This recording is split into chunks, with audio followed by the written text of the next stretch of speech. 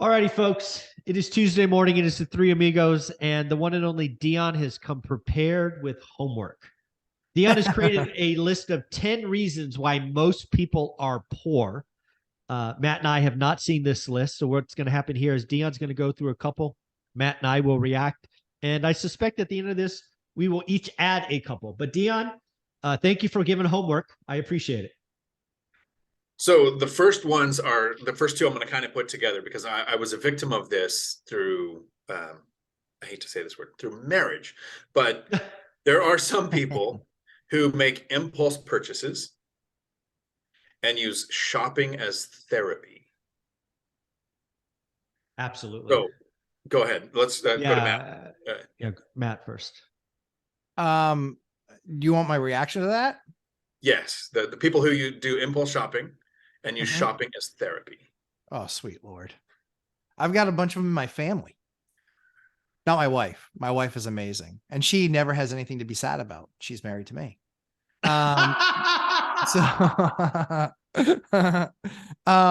yeah, I mean, I see it all the time. I see it with tenants all the time. We see that. Like, I literally would tell people, this is how I started viewing the housing program.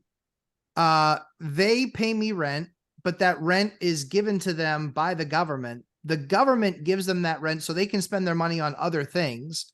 They drive a nicer car than I do, but then I have to pay a bunch of taxes into the system based on my income. So they can then take that tax money from me and then give it back to them and redisperse it.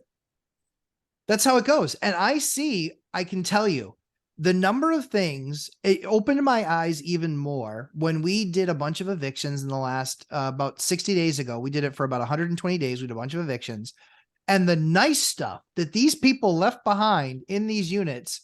One of them had like a $2,000 leather couch. And I literally sent the guy a text and I said, "Are you sure you don't want this couch?" He goes, "I don't have anywhere to put it." Sounds awesome. Excellent investment. So glad that you got 18 months of free rent. Yeah. So yeah, I look at that situation and I say, yeah, people, listen, there's an emptiness in a lot of people, and that is, they get that quick dopamine hit. And when they go and they buy something and it's like, boom, it's give me another treat, give me another treat. The problem is that they need a dopamine hit a lot more often than they can actually afford. So why not focus on becoming content with what you have and recognizing that you want more and that you're going to need to do something to get there. Yeah.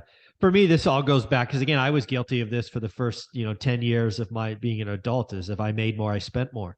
I didn't know any different, frankly. I thought saving to my 401k was enough. And if I had anything left over, I was supposed to spend it. That's how I was reacting. It wasn't until I did a need versus want analysis that I realized I was literally wasting money. And that it was that wasteful money, put away month after month, that became dry kindling, that became my next purchases, because I would have been stuck at 3 rentals if we didn't do that. And for me, it was just an admission of stupidity. I needed to take care of the needs. The needs were always taken care of, but there was a whole bunch of wants that I could delay, and we did. So we're not just going to present the problems. There are solutions to this too. With the shopping therapy, what some recommendations of I would call specialists was to go and do online shopping. Select the items that you would get the therapy from, put it in your shopping cart, but not actually purchase. Wait a few days to see if you're actually going to still want that item. And for the impulse shopping, for me, I don't go in stores. I haven't been if you take out Lowe's and Home Depot, I haven't been in a store in a couple of decades. But there are people whose jobs it is to design end caps and put things next to check stands to make you just impulse purchase. Go in with a list, discipline, don't buy the things there or if you can, shop online and only look for the things that you're actually going to acquire. The next thing that I think is keeping the most people poor, and this fits into real estate very well, is life creep.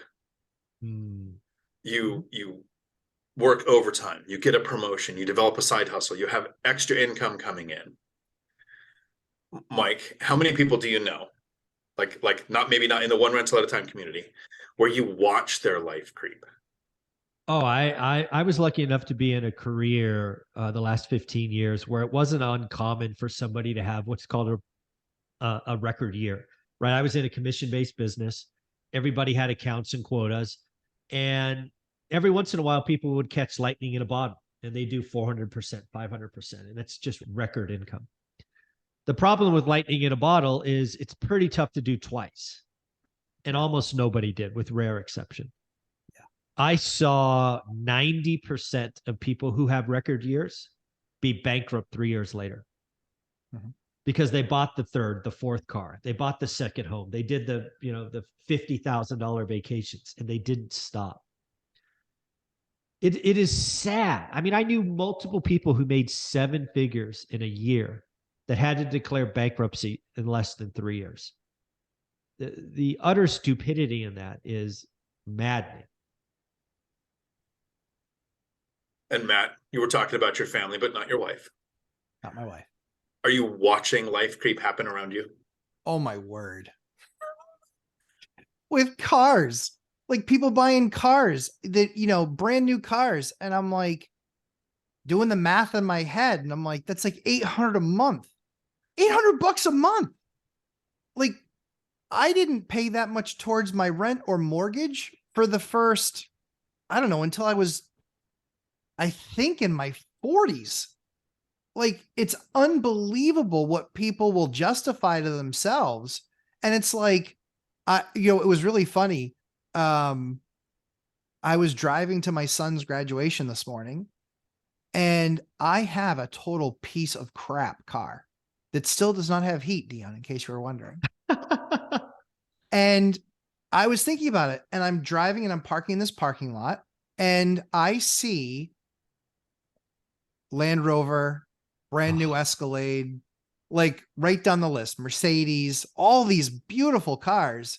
And I am a thorn amongst the roses.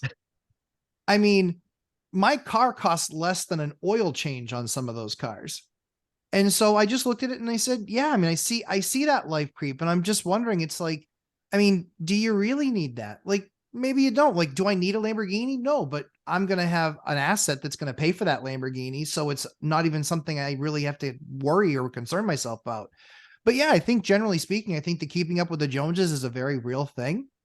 When we were living in duplexes and triplexes and saw all of our friends buying single family homes, I was just like, yeah, that's awesome. And I was happy for them. I'm like, that's great. That's great. And like, so do you think you'll ever get out of the duplex? I was like, I don't know, maybe.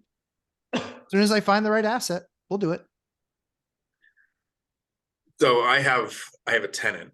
The rent is like $1,560 a month. So it's a Class C 2-bedroom unit.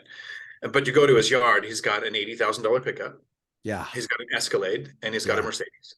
Oh dear God. There's 2 parking spots. So 3 cars. One of them's out. It's got to be street parking because there's only 2 spots in his yard. Wow. And now this is 27-year retired military with a current job. So he's got he's 100% disabled with the VA. So he's not taxed on his military retirement, and he's got income. And I've talked to him several times. You've got the VA loan. Go buy a house. He can't afford to. He struggles with the rent. So that life creep keeps us in tenants, right? So even though we're trying, I've got another young couple where every time they get money together to buy something, they'll do a Disneyland trip or buy a car or something like that. So I've sat down with them and I've said, okay, so here's the solution to your life creep, because when you get money, you need to spend it. I said, so we'll do this in increments first. When you want to take it's literally $10,000 for 5 days in Disneyland. Yeah. When you save $20,000, then you can do it. Don't do it when you save 10, save 20, put 10 towards something, then do it, because they just can't live without spending their money. So if you can compartmentalize it, where if I'm going to buy these $100 shoes, I have to save $200, then I'll buy the shoes. And you want to make it exponentially more than that as you grow and develop that skill set. But some way make it, in order to get the thing that I want, I need to save more than that thing cost, even in just some small start. So this next one is the one that I think I benefited a lot while I was running a company, and it bothered me because I was trying to stop people from doing this, but this keeps so many people from attaining wealth. Complacency in their job. How many people, Matt, do you work with who could invest but think it's risky. So they have that security of their position. All of them, every last one of them. 0 of them own additional properties. 0. That's painful. It's beyond painful. How about you, Mike? Do you see people doing that where they have their job and they're like totally happy and comfortable, and then they complain about everybody who actually acquires anything? Yeah, and again, I remember there were 2 horrible days in my leadership career. In both of those days, when I was alone in a conference room, looking at Excel spreadsheets, wondering what 8 or 12% of names I had to cut. Yeah. Those are horrible days. Awful. If you are in a situation where your job is everything to you, and without it, it all falls apart, I have bad news for you. Recessions are part of the process. We've had the longest expansion in recorded history, and it won't last forever. And you're probably going to experience 4 or 5 of these in your adult life. And I think being solely dependent on your job is beyond risky. Yeah. Yeah. Then every time we talk about a recession, I always say that's the person I'm concerned the most for. If you have assets, sure, you're probably going to make a little less. It's possible, or you could get rich because of the inflation that happens during a recession. And the last 4 of the last 6 recessions, home prices went up, right? So we could more than likely benefit, unless the recession is caused by a housing crash, which we're not seeing. Crash in transactions, yes. Prices, no. The next one is a little harder to understand because we're talking about investing. So when a lot of times when people invest, they talk about wanting to diversify. And I think that one of the things that stops people from attaining any level of success with investing is they diversify too much, too early. Mike, you've seen this. They come in, they're so excited, and they're vibrating, and yeah.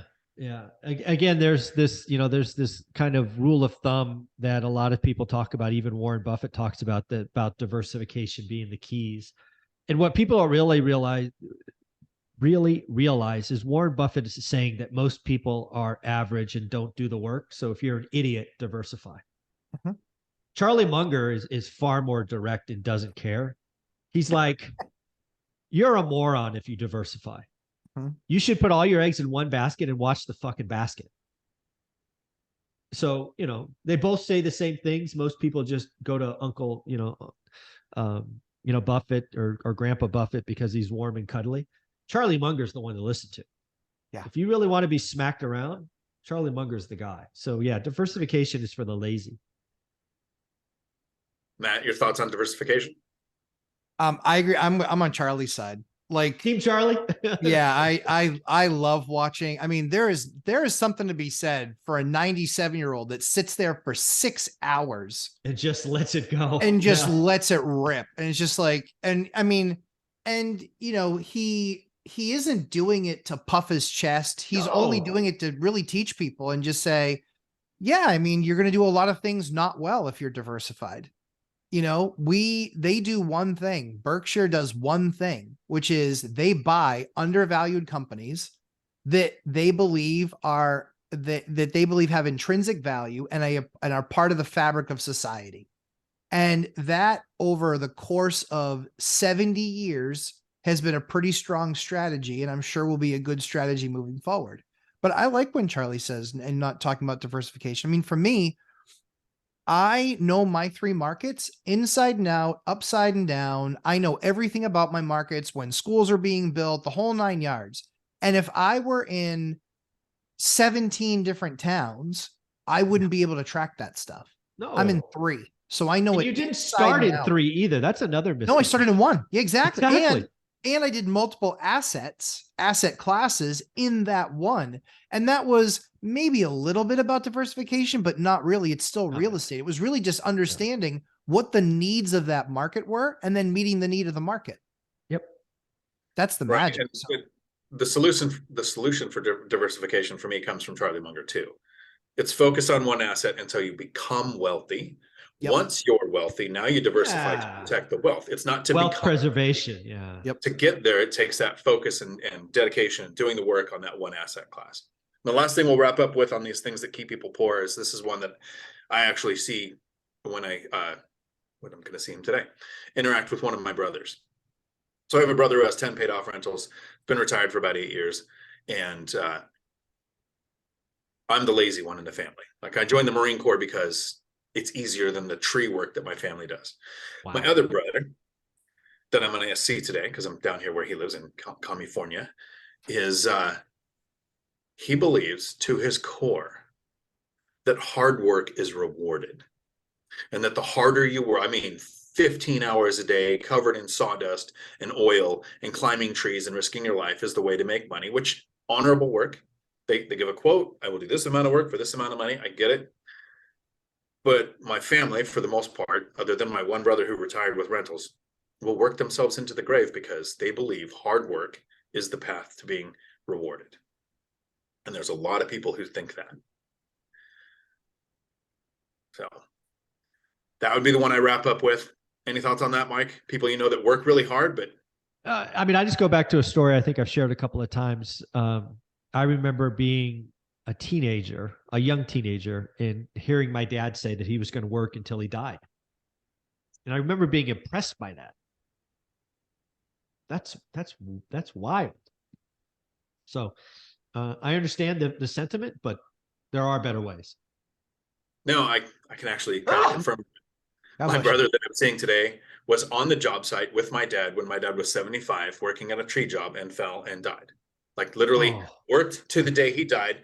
My brother that was working with him feels good that he worked until he died. Like, it's a different mindset of, there are people that find pride in that. And I get it. And if you want to work until you die because you need the money, that's not a bad thing, right? It's just, that's the way they chose. I believe the three of us will be productive until the day we die, but it Yes. isn't going to be because we're doing a job because we need the money. Correct. Right. I certainly hope not. Except for Matt, he seems to be stuck at this job. And, It's true. Yeah. See, I'm on my way out. And to take a phrase from Julie, who said the other day in a live stream, Matt, that every day that passes is a day with your kids that you're losing.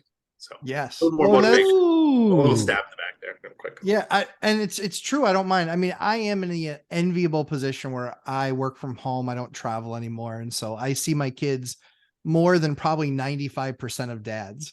So the good news is that it means I get that much more, but it doesn't mean that I'm short on it. So the good news is that I also get to smile at my wife and go into my office.